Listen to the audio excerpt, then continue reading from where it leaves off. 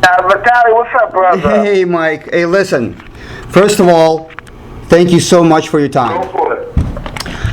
Question one. I'm sure you've been asked that before, and now that you've had a successful fight card under your promotional name, what are your thoughts on other promoters protecting their fighters too much, and in turn keeping the fans from seeing the great fights that are out there? You know what it is? It is equivalent to like a person protecting their kids, keeping them from going outside, so he won't know anything about the world, protecting them from the world. And when they're no longer around to protect them from the world, they go out in the world and they fall into a big pothole that they can never get out again. And it's the same way with boxers. When they're so protected, they have false confidence, and then when the times come to fight a real fighter, they find out that they're not good fighters at all. It's just hiding fighters. You got to let the best fighters fight the best fighters to find out who's the best. Right. Boxing's more business now than to see who's the best fighter.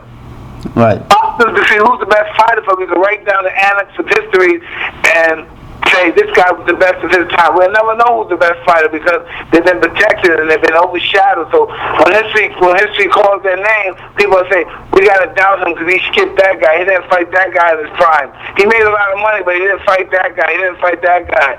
And it never ran with the gods of real war. The guys that as long as they're writing about boxing, these guys' names will be mentioned. And they'll never be among that group. These guys nowadays, boxing, they're businessmen. They think it's more important about making money than breaking records.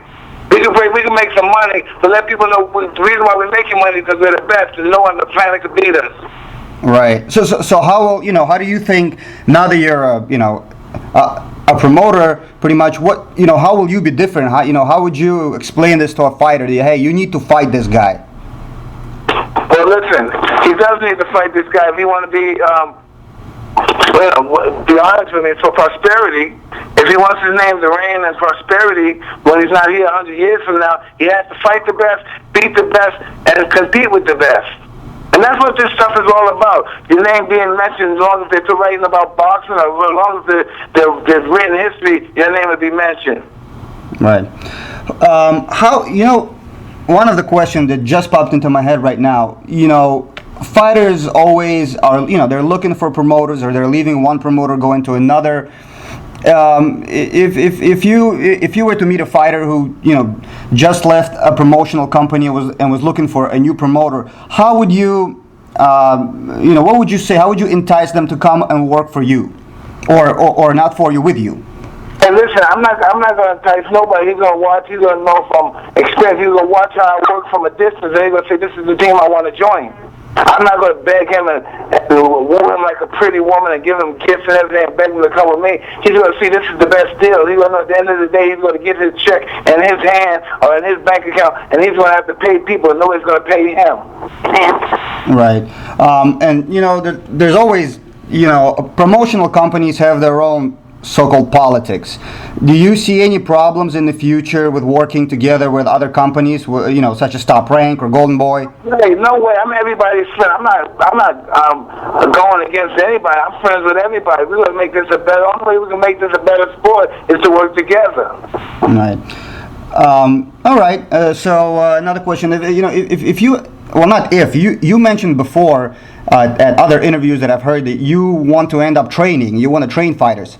Yeah, that's what I like to do. I like being involved hands-on, but I have to say at this moment I'm just dealing from the promotional perspective, and that's not going to happen anytime soon. But that's really what my goal in life really would be, is to train fighters. Well, let me ask you then. So, what do you think? If you'd be looking for a fighter, let's say in the future you're training and you're looking for a fighter or looking at a fighter, what are some of the most important attributes you would look for? Is it speed, power, heart, confidence? What do you think are the most important attributes? The will to win, the desire to win, the desire to sacrifice things that he know in the past will be more advantageous for him. That's what I look for somebody that's willing to sacrifice, somebody that's had a hard life and tired of living that hard life, someone that has a lot of shame and want to clean the shame within his inner beliefs. Right. When you were younger, what was your favorite punch to throw? Any punch that can hit you. Yeah, those are all good. Those are all good. Those are all good.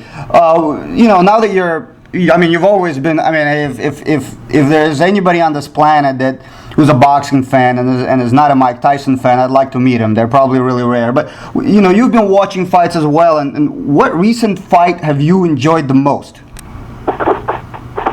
I don't know. I haven't been looking for many fights. I haven't looked at many fights. I always love the Turo Gotti and Mickey Ward fights. You know, I like fight when two guys want to fight and want to hurt each other. I don't want guys that's going to be moving around the ring or going to do a wall or anything. Two guys should be in and they should want to hurt each other. Their objective is to hurt one another. So, okay. Well, in response to that, did you watch the recent Mayweather-Canelo fight?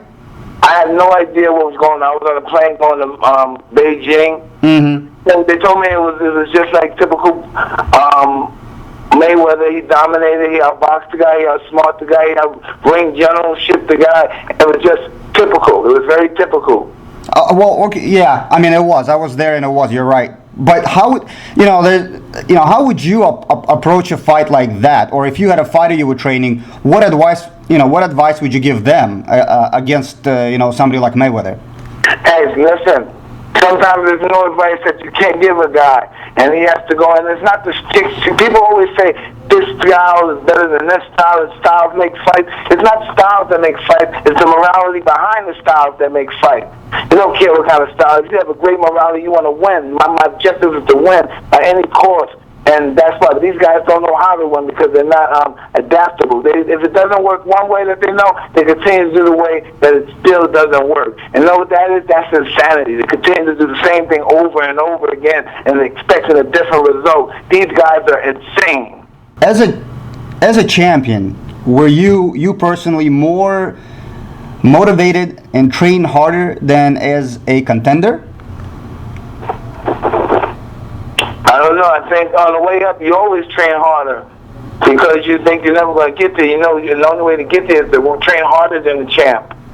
But once you get the championship, it's harder to keep it than it is to get it. Because the guy who wouldn't fight you as a contender, he would fight you as a champion. And he would fight you to beat you and hurt you as a champion, in which he wouldn't take a chance to fight you as a contender. Does that make any sense? Right. Yes, it does. A question from actually another one of your fans. How much weightlifting is involved in boxing? How important is weightlifting in boxing? I remember watching your training videos, and you always lifted heavy weights. Well, they looked heavy. They weren't really heavy compared to weightlifters, weightlifting weights. I think weightlifting is great for boxing. I think it was underestimated over the years. But I think they should lift weights and they should continue boxing. They should do a great deal of stretching after weightlifting. Mm-hmm. Okay. It's bad to do weights and not doing boxing training. If you just lift the weights and you're going in the ring to box without doing boxing training and stretching, it's most likely to be disastrous. What boxing decision do you regret the most or proud of the most? Hey, listen, I don't know anything. I'm proud of, not proud of any of them. I'm just happy to have been a fighter. You know, all those decisions I made was for a reason, for my life to be the way it is now. I wish I didn't sign with Don King or any other promoter. I wish I was able to promote myself.